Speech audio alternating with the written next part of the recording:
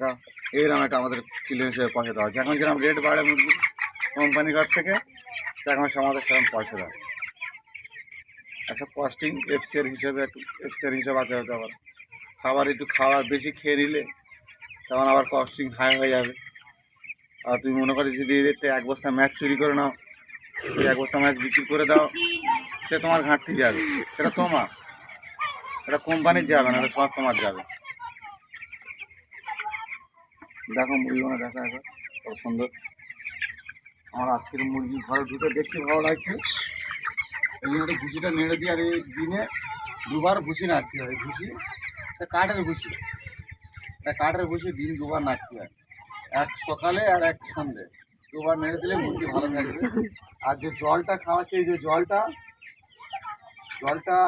কেউ কেউ পুকুরের জল খাওয়ায়, কেউ কেউ মার্শালের জল খাওয়ায়। আমার এটা মার্শালের জল, আমি পুকুরের জল খাওয়াই নি। পুকুরের জল খেয়ে গিয়ে এক চালান আমার এক চালান একটাও টাকা পাইনি, পুরো টাকা ফেলে দিতে বেকার হয়ে গেছে আমার, একটাও টাকা পাইনি আমি। মাত্র মনে হয় 3,000 টাকা কত পেয়েছিলাম, 3,000 টাকা যা সম্ভব মাত্র।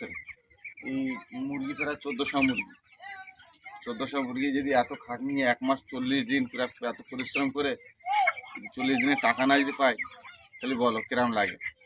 একবারে একটা চালান পুরো আমার বেকার হয়ে গেছে, পুরো ফালতু একটা চালান আমার 40 দিন পুরো ফালতু খাটায় এত পরিশ্রম করে। তাহলে ইলেকট্রিক বিল এত কিছু আছে, বেকার হয়ে গেছে পুরো আমার।